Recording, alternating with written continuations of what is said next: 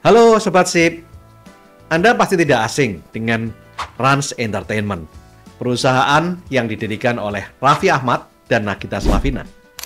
Saat awal Rans Entertainment didirikan pada tanggal 27 Desember 2015, hanya bertujuan untuk mengabadikan momen keluarga Raffi Ahmad dan Nagita Slavina di channel YouTube dan mengandalkan penghasilan dari AdSense YouTube.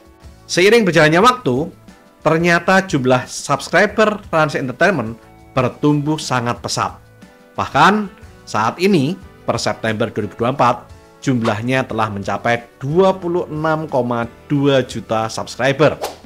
Hal ini membuat Raffi Ahmad optimis dan mengambil berbagai macam langkah besar untuk mengembangkan Rans Entertainment ke berbagai lini bisnis.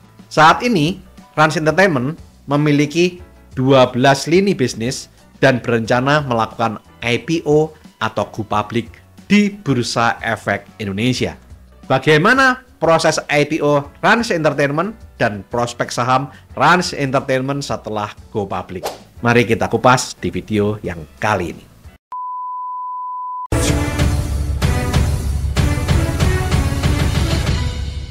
Raffi dan Nagita Slavina memulai Rans Entertainment dari bisnis dunia hiburan digital dengan tim kecil yang berjumlah hanya 4 orang dan berkantor di garasi rumah mereka. Perjalanan Rans Entertainment tidak bisa dibilang mudah. Mereka merintis dari bisnis yang kecil, bisnis UMKM yang terus dikembangkan dan melakukan ekspansi ke berbagai lini bisnis saat bisnisnya bertumbuh dan berkembang. Dan saat ini, Rans Entertainment memiliki 12 divisi usaha, yaitu yang pertama, Rans Music, yaitu perusahaan rekaman musik. Yang kedua, Power Rans Girls, yaitu divisi yang bergerak di bisnis konten kreatif. Yang ketiga, RA Pictures, yaitu perusahaan produksi film. Yang keempat, Rans Animation Studio, yang bergerak di bisnis animasi.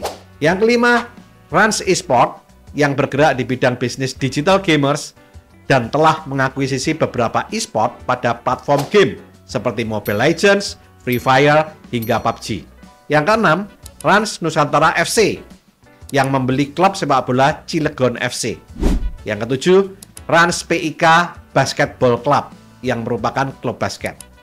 Yang kedelapan, Rans Beauty, yaitu lini bisnis yang bergerak di bidang kecantikan dengan produk diantaranya body lotion, body shower, dan perfume. Yang kesembilan, bisnis properti, salah satu proyeknya adalah apartemen Andara Living. Yang kesepuluh, Rans Carnaval City Zoo, taman bermain di kawasan Pantai Indah Kapuk atau PIK 2 dengan total luas 2,6 hektar. Yang ke-11, Bun Lifetainment, merupakan digital media network dengan target market wanita.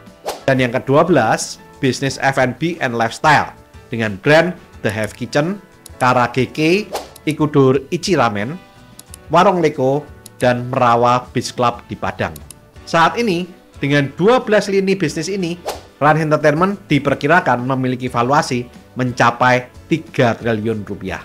Saat ini, ternyata pemilik gurita bisnis Rans Entertainment bukan hanya Raffi Ahmad dan Nagita Slavina saja, tetapi ternyata ada 9 pemilik dengan komposisi saham. Yang pertama adalah Raffi Ahmad, memiliki kepemilikan saham 78,47%. Kemudian Nagita Slavina memiliki saham sebesar 1,25%. Kemudian PT Indonesia Entertainment Group, yang merupakan subholding Surya Citra Media, memiliki kepemilikan saham sebesar 9,13%.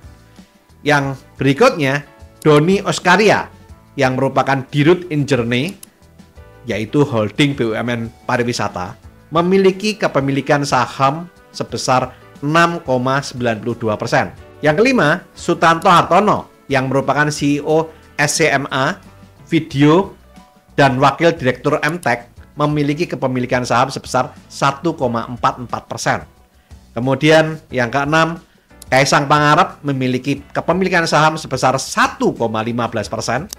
Kemudian yang keenam, Hikmat Janika, Kepala IPSR RSUD Pasar Minggu, memiliki kepemilikan saham sebesar 0,86%.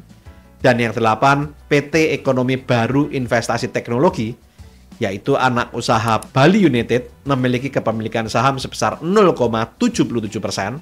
Yang ke-9, Rudi Ardianto Kusuma, yang merupakan Presiden Rans Nusantara FC, memiliki kepemilikan saham sebesar 0,02%. Raffi Ahmad tidak berpuas diri dengan kondisi yang terjadi saat ini. Dia masih punya visi besar untuk Rans Entertainment ke depan, yaitu dengan melakukan IPO di Bursa Efek Indonesia.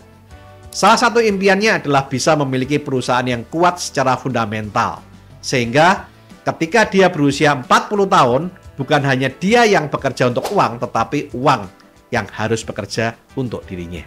Melalui IPO, Raffi Ahmad ingin membawa Rans Entertainment ke level yang lebih tinggi dan menjadikannya sebagai perusahaan yang lebih profesional dan transparan di mata publik.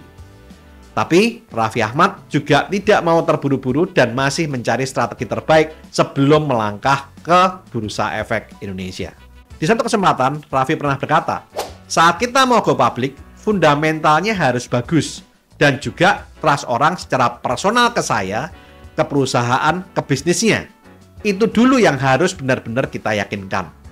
Raffi juga menyatakan saat ini Rans Entertainment memiliki valuasi sekitar 2,7 triliun setelah anak perusahaan konglomerasi grup MTEK, PT Elang Mahkota Teknologi Tbk atau MTK, melalui PT Indonesia Entertainment Group yang merupakan anak usaha dari PT Surya Citra Media Tbk atau SMA, menyuntik dana sebesar 248 miliar ke Rans Entertainment pada 2021 dan ditukar dengan 17% saham Rans Entertainment. Raffi mengatakan Rans saat ini masih dalam tahap pre-initial public offering atau pre-IPO di Bursa Efek Indonesia. Raffi mengaku masih mencari strategi yang tepat untuk bisa melantai di Bursa Efek Indonesia. Nah, apa sebenarnya pre-IPO itu? Pada umumnya, ada beberapa tahapan yang dilakukan sebuah emiten dalam proses IPO, yaitu yang pertama adalah tahapan pre-IPO, yaitu tahapan di mana emiten dibantu oleh kantor akuntan publik atau KAP, konsultan hukum atau KH, dan konsultan pajak menyiapkan dokumen, laporan keuangan, dan persyaratan lain yang diperlukan oleh emiten untuk memenuhi persyaratan dari Bursa Efek Indonesia dan Otoritas Jasa Keuangan agar emiten bisa menjadi perusahaan TBK atau perusahaan terbuka. Setelah perusahaan siap dalam tahapan pre-IPO, perusahaan melakukan IPO atau Initial Public Offering, di mana emiten melalui perusahaan sekuritas melakukan pengajuan untuk melakukan IPO dan menerbitkan prospektus. Biasanya dari pengajuan IPO sampai pencet bel atau melantai di Bursa Efek Indonesia membutuhkan waktu sekitar 6 sampai dengan 7 bulan. IPO atau Initial Public Offering adalah penawaran saham perdana pada masyarakat luas yang diselenggarakan oleh sebuah perusahaan. Hal ini membuat perusahaan yang awalnya merupakan perusahaan tertutup bisa menjadi perusahaan terbuka yang sahamnya bisa dibeli oleh masyarakat umum atau publik. Karena itu, perusahaan yang melakukan IPO sering juga disebut dengan go public. Jadi, perusahaan TBK adalah perusahaan yang dimiliki oleh banyak orang dan siapapun bisa untuk membeli lembar saham perusahaan tersebut. Investor yang membeli lembar saham suatu perusahaan memiliki hak atas kinerja perusahaan dan akan memperoleh hasil investasi yang ditanamkan dalam bentuk dividen, yaitu bagian laba atau pendapatan perusahaan yang besarnya ditetapkan oleh direksi serta disahkan oleh rapat umum pemegang saham untuk dibagikan kepada para pemegang saham. Saat sebuah emiten melakukan go public, akan ada masa penawaran perdana untuk masyarakat atau publik membeli saham, yaitu pada masa book building dan pooling. Tidak semua perusahaan bisa melakukan IPO. Bursa Efek Indonesia dan Otoritas Jasa Keuangan memberlakukan syarat yang cukup ketat untuk perusahaan yang IPO. BI dan OJK tentunya ingin perusahaan yang melakukan IPO memiliki potensi bisnis yang bagus di masa yang akan datang dan bukan perusahaan yang bermasalah. Nah, mengapa suatu perusahaan mau melepas atau menjual sahamnya ke publik atau masyarakat? ada berbagai macam tujuan yang berbeda di masing-masing perusahaan yang melakukan IPO. Tujuan yang pertama, IPO menyediakan sumber pendanaan jangka panjang dalam jumlah besar untuk pengembangan usaha bagi perusahaan sehingga ketergantungan emiten terhadap bank menjadi kecil. Saat perusahaan masih tertutup, biasanya mereka mendapatkan dana dari meminjam uang di bank saja. Permasalahannya, tidak mudah untuk mendapatkan pendanaan jumlah besar dari bank untuk melakukan ekspansi bisnis. Di samping diperlukan sejumlah aset yang harus dijaminkan oleh perusahaan kepada bank, bank juga memiliki plafon kredit maksimal yang bisa dipinjamkan ke sebuah perusahaan. Di samping itu, bank juga punya plafon maksimal yang bisa dipinjamkan ke dalam sebuah industri untuk manajemen risiko.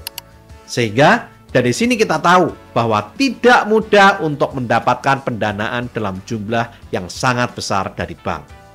Untuk menyiasati hal ini, ada perusahaan yang mengeluarkan surat utang seperti medium term notes atau MTN atau menerbitkan obligasi. Tapi pinjaman dari bank dan surat utang seperti MTN dan obligasi memiliki kewajiban, yaitu membayar bunga yang akan membebani kinerja dari perusahaan. Nah, jumlah dana yang dihimpun dari IPO bisa berjumlah sangat besar dan jangka waktu penggunaan dana tidak terbatas dan perusahaan tidak terbebani dengan bunga. Hal yang menarik daripada IPO adalah perusahaan bisa menghimpun dana dalam jumlah yang sangat besar dan jangka waktu penggunaan dana tidak terbatas serta perusahaan tersebut tidak terbebani bunga yang membebani kinerja dari perusahaan ke depannya. Tujuan yang kedua, ada perusahaan yang IPO untuk melakukan ekspansi bisnis bahkan melakukan akuisisi perusahaan. Perusahaan ini biasanya membutuhkan dana besar yang juga memiliki resiko yang besar. Tujuan yang kedua, ada perusahaan yang IPO untuk melakukan ekspansi bisnis bahkan melakukan akuisisi. Nah, salah satu tujuan dari perusahaan IPO di samping untuk memperoleh dana jangka panjang dalam jumlah besar, juga untuk membagi resiko atau risk management. Terutama bagi perusahaan yang membutuhkan dana besar yang memiliki prospek sangat bagus tetapi juga memiliki resiko yang sangat besar. Contohnya, banyak perusahaan tambang dan perusahaan perkebunan yang melakukan IPO dengan tujuan ini. Tujuan IPO yang ketiga adalah perusahaan terbuka bisa mendapatkan insentif tarif PPh badan 3% lebih rendah daripada perusahaan tertutup. Tujuan yang keempat, IPO meningkatkan prestis sebuah perusahaan dan mencerminkan kalau perusahaan melakukan transparansi atau keterbukaan laporan keuangan. Hal ini akan meningkatkan kepercayaan dari konsumen dan rekan bisnis. Beberapa perusahaan besar dan pemerintah lebih mengutamakan melakukan bisnis dengan perusahaan yang sudah terbuka. Yang kelima, IPO membuat perusahaan bisa melakukan program agar manajemen dan karyawan bisa memiliki saham perusahaan lewat ESOP dan EMSOP, sehingga meningkatkan rasa memiliki dan meningkatkan etos kerja karyawan dan manajemen, serta mengurangi kesenjangan sosial. Yang keenam, ada beberapa perusahaan yang melakukan IPO untuk exit plan. Maksudnya pemilik bisnis mau menjual sahamnya ke publik. Mungkin karena keluarganya atau anak dari pemilik tidak mau meneruskan bisnis keluarga atau kondisi bisnis sedang mengalami sunset. Maksudnya, menurut pemilik perusahaan, prospek ke depan industri itu tidak bagus. Maka dari itu, Anda harus melakukan teliti sebelum investasi. Jangan sampai Anda membeli perusahaan-perusahaan yang IPO karena pemiliknya mau exit. Yang ketujuh, ada juga beberapa perusahaan yang melakukan IPO untuk membayar utang perusahaan agar beban bunga bank tidak besar dan tidak membebani laporan keuangan perusahaan. Maka dari itu, investor perlu membaca prospektus untuk mengetahui tujuan penggunaan dana IPO. Jika untuk membayar utang, maka prospek ke depannya seringkali kurang bagus. Maka dari itu, sekali lagi, teliti sebelum investasi. Ada beberapa dampak positif sebuah perusahaan melakukan IPO. Yang pertama, kinerja keuangan perusahaan akan lebih baik. Dengan mendapatkan dana yang besar dan murah, beberapa perusahaan bisa meningkatkan kapasitas produksi ataupun membayar utang sehingga bisa memperbaiki laporan keuangannya dengan cepat. Yang kedua, potensi pertumbuhan bisnisnya lebih cepat. Perusahaan bisa saja menggunakan dana internal untuk ekspansi, misalnya untuk membuka cabang. Tetapi jika memiliki dana besar dan murah, ekspansi akan bisa lebih cepat, bahkan bisa melakukan akuisisi perusahaan, sehingga dalam jangka panjang potensi pertumbuhan perusahaan bisa lebih besar. Yang ketiga, meningkatkan citra perusahaan. Perusahaan terbuka atau yang sudah go public seringkali disorot oleh media. Dan sorotan media ini bisa menjadi alat promosi tidak langsung bagi perusahaan, baik untuk promosi produk kepada konsumen ataupun promosi kepada investor dalam negeri ataupun luar negeri untuk membeli saham perusahaan. Citra perusahaan ini juga meningkatkan kepercayaan dari rekanan bisnis dan supplier serta menimbulkan rasa percaya diri dari manajemen dan karyawan perusahaan. Contohnya, Aqua Golden Mississippi diakuisisi oleh Danone. Pabrik rokok Sampurna diakuisisi oleh Philip Morris.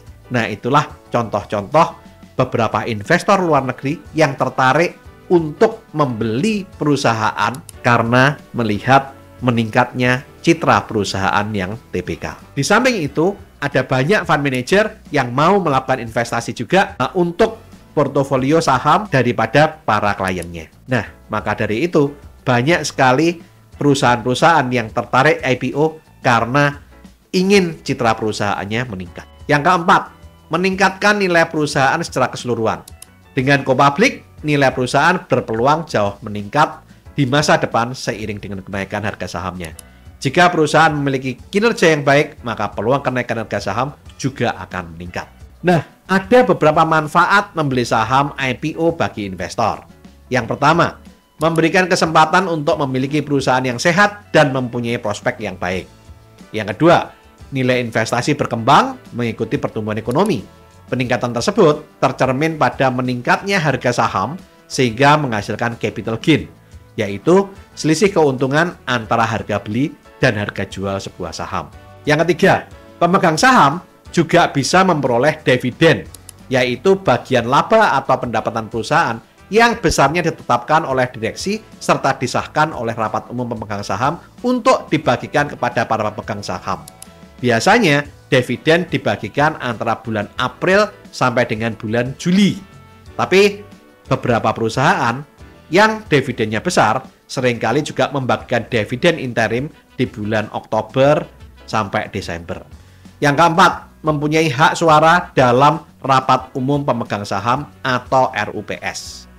Yang kelima, dapat dengan mudah mengganti instrumen investasi, misal dari saham A ke saham B, sehingga bisa meningkatkan keuntungan atau mengurangi resiko dalam berinvestasi saham. Untuk lebih jelasnya, Anda bisa melihat video saya berjudul Bagaimana Cara Membeli Saham yang Tepat. Yang keenam, dapat sekaligus melakukan investasi dalam beberapa instrumen investasi atau melakukan diversifikasi, sehingga bisa mengurangi resiko dalam berinvestasi saham. Untuk lebih jelasnya, lihat video saya berjudul Saham Dijual Naik, Dibeli Turun. Ini solusinya. Nah, inilah berbagai macam manfaat kalau Anda membeli saham. Nah, sekarang kita kembali pada Rans Entertainment. Raffi mengatakan, Rans saat ini masih dalam tahap pre-initial public offering atau pre-IPO di Bursa Efek Indonesia. Dan Raffi masih mencari strategi jitu sebelum melantai di Bursa Efek Indonesia. Sayangnya, Raffi tidak mau membeberkan kapan pastinya Rans Entertainment akan IPO. Dia mengatakan, kalau itu aku nggak bisa janjiin. Bisa tahun ini, bisa tahun depan. Kita tunggu sampai benar-benar yakin. Kalau Rans, aku itu nggak mau gagal. Jadi kita persiapin dengan baik. Sementara itu, Direktur Penilaian Bursa Efek Indonesia, I Gede Nyoman Yatna, saat ditanyai Rans Entertainment akan IPO, dia mengatakan seperti ini.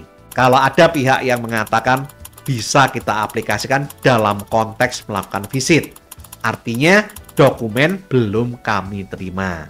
Nyoman menebaskan, BI akan melakukan visit sebagai bagian dari evaluasi apabila dokumen telah disampaikan dan proses dalam rangkaian IPO sudah layak.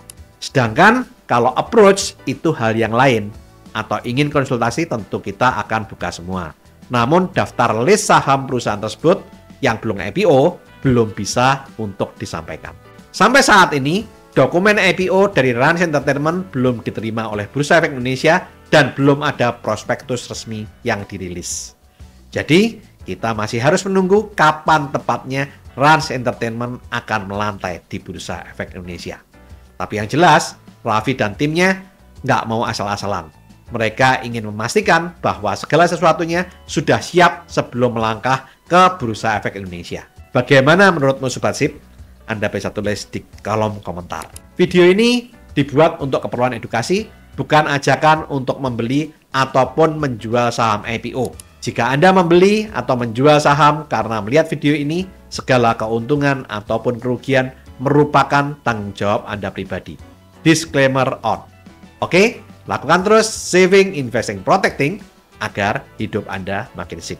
Saya Tony Hermawan Adikaryo, sampai jumpa di puncak kemakmuran.